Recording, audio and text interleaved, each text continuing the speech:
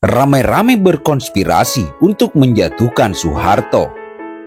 Mengenang kejatuhan Soeharto membuka kembali ingatan mantan Menteri Keuangan Fuad Boiser akan situasi krisis finansial yang melanda Indonesia pada 1997 hingga 1998. Dolar Amerika Serikat yang awalnya stabil di kisaran Rp 2.400 pada 1997 dengan sangat cepat menembus Rp 15.000 pada pertengahan 1998.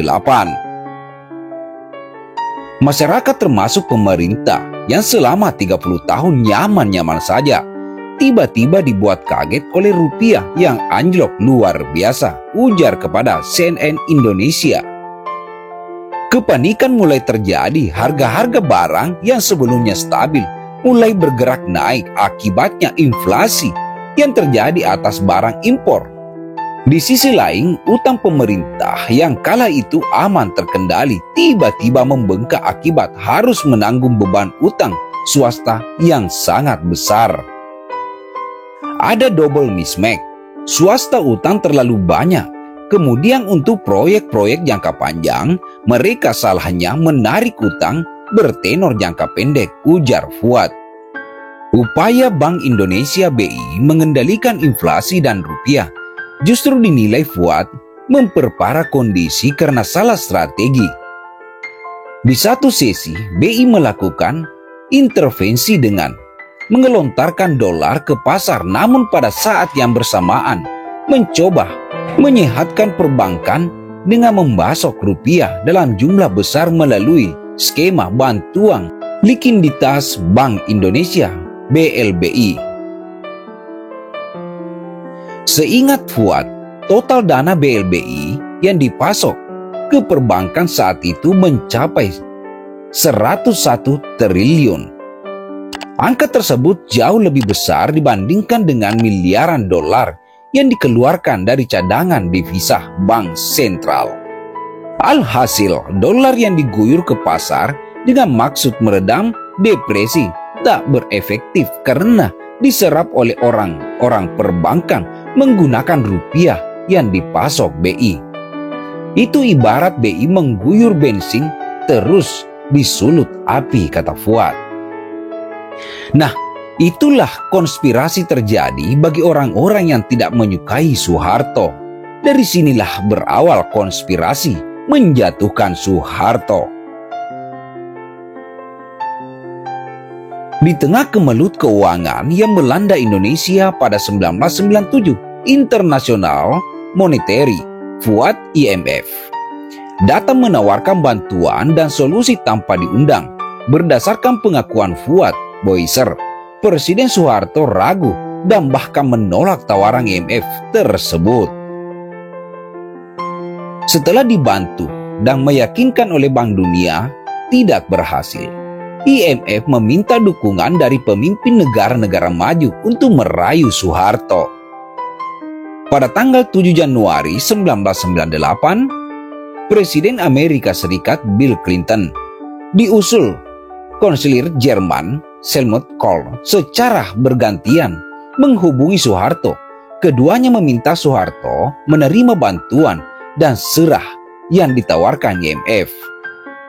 Ketika di Malaysia, Perdana Menteri Mahathir Mohamad secara tegas menolak tawaran IMF, Soeharto justru lunak dan menerima bantuannya. Pada tanggal 19 Januari 1998, Soeharto menandatangani Letter of Intent yang disodorkan IMF. Alasannya sederhana, yakni demi menghormati Clinton dan Kohl. Saya akan mengikuti saran IMF selama 6 bulan. Apabila tidak efektif, maka saya akan putuskan IMF dan saya jalan dengan cara sendiri, ujar Fuad meniru ucapan Soeharto kala itu. Apa saja yang direkomendasikan IMF? Fuad menjelaskan antara lain menaikkan suku bunga acuan Bank Indonesia BI Rate hingga 75%, memangkas subsidi dengan menaikkan harga bahan bakar minyak BBM, menghentikan sementara sebagian proyek-proyek pemerintah, serta menanggung korban utang yang ditumpuk oleh swasta. Apa saja yang direkomendasikan oleh IMF? Fuad menjelaskan antara lain menaikkan suku bunga acuan Bank Indonesia BI Rate hingga 75%, memangkas subsidi dengan menaikkan harga bahan bakar minyak BBM, menghentikan sementara sebagian proyek-proyek pemerintah, serta menanggung beban utang yang ditumpuk oleh swasta. Pemerintah waktu itu ibaratnya dijadikan keranjang sampah oleh IMF, ucap Fuad. Terbukti, lanjut Fuad, konsep-konsep yang disarankan IMF gagal total mengobati kondisi kronis ekonomi nasional yang ada di Indonesia. Suku bunga yang naik signifikan berdampak pada melambatnya kinerja sektor real, sementara kenaikan harga BBM menguras daya beli masyarakat. Kondisinya semakin parah ketika proyek pemerintah berhenti sehingga belanja pemerintah gagal menstimulus ekonomi. Jadi ekonomi yang tadinya terbakar oleh depresi kurs bukannya dipadamkan, malah diperbesar korbannya. IMF itu bikin resep justru untuk mempercepat kejatuhan Soeharto, kata Fuad. Belum genap 6 bulan, ekonomi Indonesia yang semakin parah memicu gejolak sosial dan politik. Gerakan massa yang dibumbui politik memanas dan mendesak Soeharto untuk lengser. Dan akhirnya pada tanggal 21 Mei 1998, Soeharto memutuskan berhenti dari jabatannya sebagai Presiden Republik Indonesia yang kedua. Saya yakin konspirasi ada kekuatan dari dalam dan luar negeri yang menginginkan Soeharto jatuh, ucap Fuad. Runtuhnya rezim Soeharto atau rezim Orde Baru antara B.J. Habibie dan juga Soeharto menjadi kontroversi. Lalu bagaimana kisah singkatnya? Runtuhnya rezim Soeharto atau rezim Orde Baru. Pro dan kontra terjadi antara Soeharto dan juga B.J. Habibie. Ada rahasia yang diungkapkan B.J. Habibie sebelum B.J. Habibie meninggal dunia tentang pesan singkat Presiden Soeharto terhadap dirinya. Assalamualaikum warahmatullahi wabarakatuh, sahabat beriman.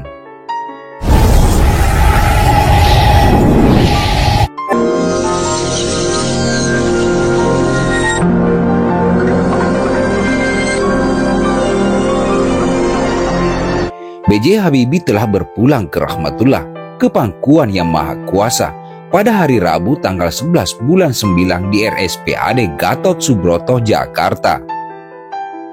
B.J. Habibie disebut mengalami penurunan kondisi kesehatan akibat kelelahan beraktivitas hingga jantungnya melemah.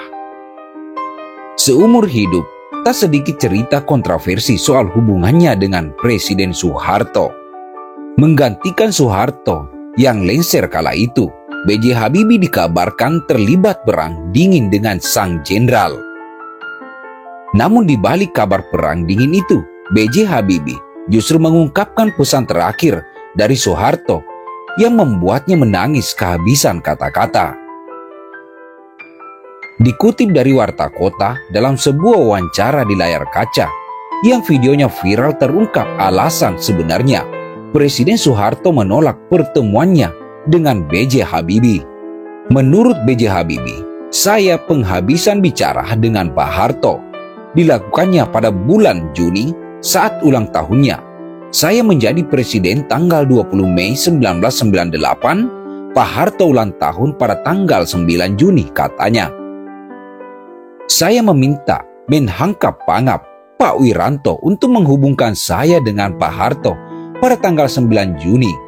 Saya melalui telepon, saya sampaikan, Pak Harto, saya butuh masukan. Pak Harto lengser, saya mau tahu data-data yang detail.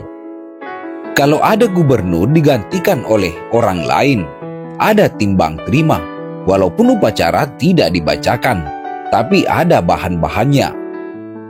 Justru, kata B.J. Habibie, Soeharto tegas menjawabnya agar tidak ada hubungannya atau pertemuan antara B.J. Habibie dan juga Soeharto.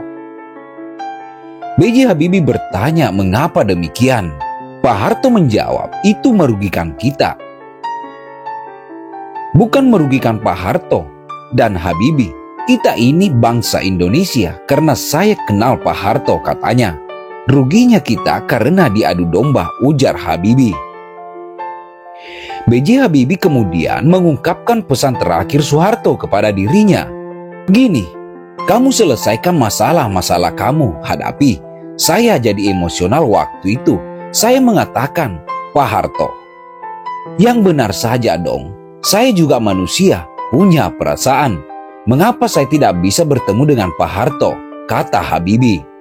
Namun, B.J. Habibie sudah tahu keluhannya itu tidak akan mengubah sosok Soeharto yang dikenal tegas dan pantang untuk mundur.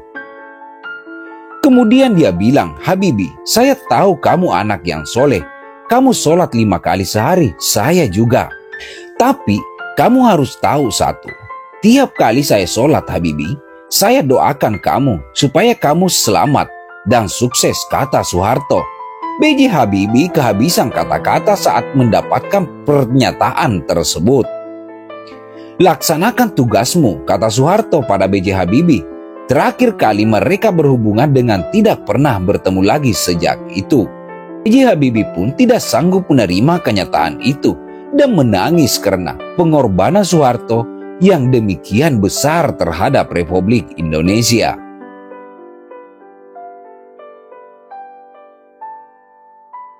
Nah, itulah tadi teman-teman pemirsa.